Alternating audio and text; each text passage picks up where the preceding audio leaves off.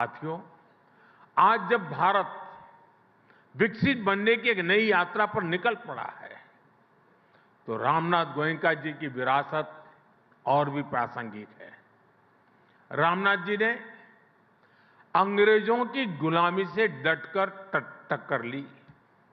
उन्होंने अपने एक संपादकीय में लिखा था, मैं अंग्रेजों के आदर्श पर अमल करने के बजाय अखबार बंद करना पसंद करूंगा। इसी तरह जब इमरजेंसी के रूप में देश को गुलाम बनाने की एक और कोशिश हुई, तब भी रामनाथ जी डटकर खड़े हो गए थे। और ये वर्ष तो इमरजेंसी के 50 वर्ष पूरे होने का भी है। और इंडियन एक्सप्रेस ने 50 वर्ष पहले दिखाया है कि ब्लैंक एडिटोरियल भी जनता को गुलाम बनाने वाली मानसिकता को चुनौती दे सकते हैं। साथियों, आज आपके इस सम्मानित मंच से मैं गुलामी की मानसिकता से मुक्ति के इस विषय पर भी विस्तार से अपनी बात रखूंगा। लेकिन इसके लिए हमें 190 इयर्स पीछे जाना पड़ेगा। 1857 के स्वतंत्रता संग्राम से भी पहले वो साल था 1835। 1835 में ब्रिटिश सांसद थॉमस बेबिंगटन मैकाले ने भारत को अपनी जड़ों से उखाड़ने के लिए एक बहुत बड़ा अभियान शुरू किया था। उसने ऐलान किया था, मैं ऐसे भारतीय बनाऊंगा, वो दिखने में तो भारतीय होंगे लेकिन मन से अंग्रेज होंगे। और इसके लिए मैकाले ने भारतीय शिक्षा व्यवस्था में आमूलचूल परिवर्तन नहीं बल्कि उसका समूल नाश कर दिया।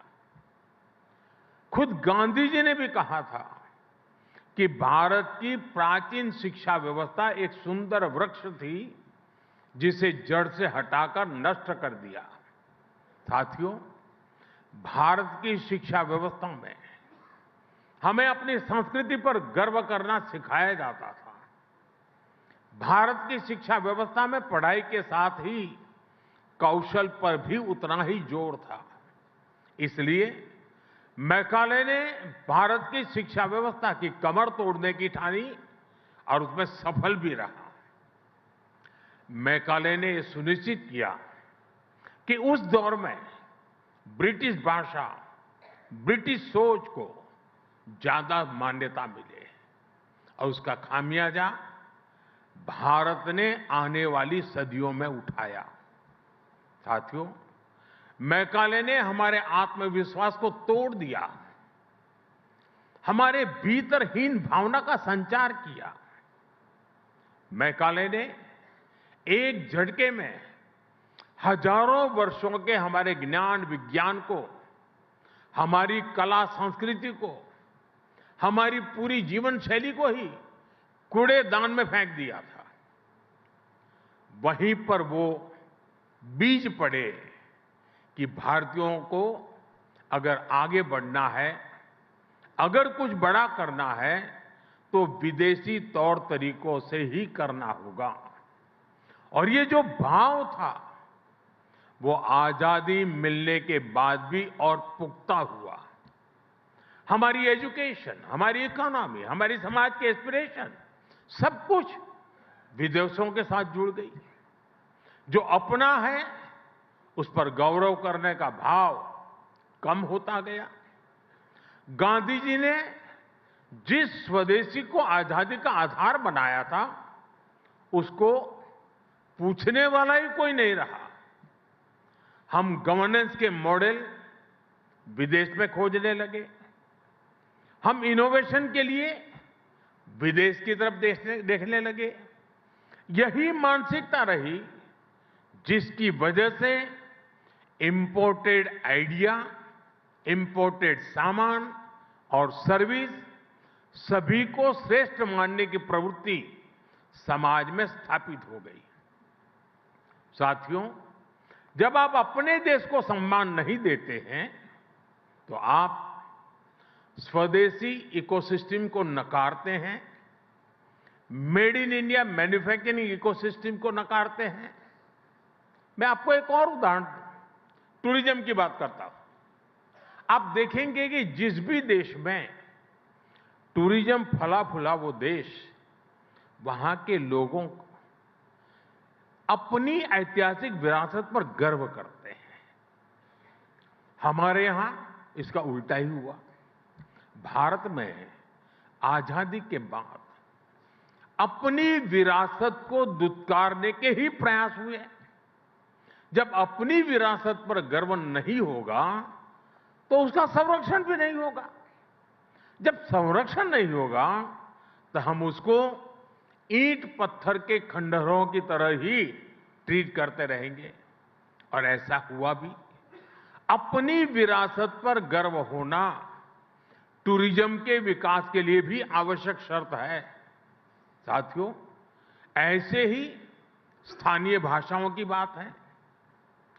किस देश में ऐसा होता है कि वहां की भाषाओं को दुत्कारा जाता है? जापान, चीन और कोरिया जैसे देश, जिन्होंने देश के अनेक तौर तरीके अपनाए, लेकिन भाषा फिर भी अपनी ही रखी, अपनी भाषा पर कॉम्प्रोमाइज नहीं किया। इसलिए हमने नई नेशनल एजुकेशन पॉलिसी में स्थानीय भाषाओं में पढ़ाई पर विशेष बल दिया है। और मैं बहुत स्पष्टता से कहूंगा,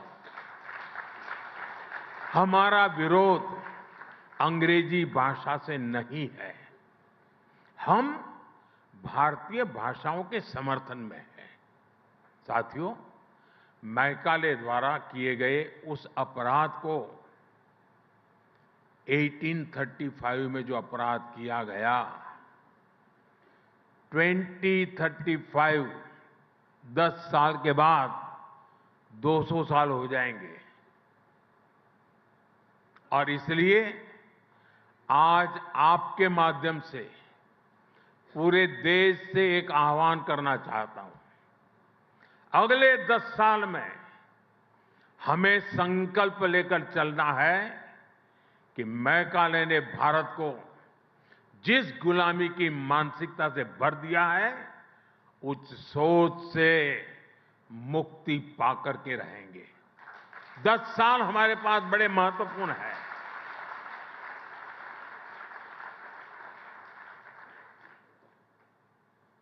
मुझे याद है एक छोटी घटना।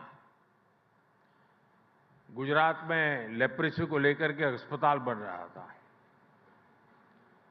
तो वो सारे लोग महात्मा गांधी जी से मिले उसके उद्घाटन के लिए। तो महात्मा जी ने कहा कि मैं लेप्रेसी के अस्पताल के उद्घाटन के पक्ष में नहीं हूं, मैं नहीं आऊंगा, लेकिन ताला लगाना है उस दिन मुझे बुलाना, मैं ताला लगाने आऊंगा। गांधी जी के रहते हुए इस अस्पताल को तो ताला नहीं लगा था, लेकिन गुजरात जब लेप्रेसी से मुक्त हुआ और मुझे उस अस्पताल को ताला लगाने का मौका मिला जब मैं मुख्यमंत्री बना।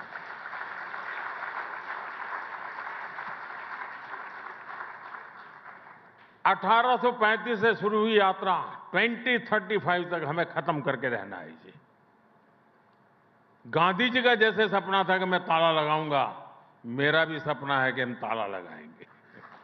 वीडियो अच्छा लगा तो लाइक कीजिए, शेयर कीजिए एंड सब्सक्राइब कीजिए।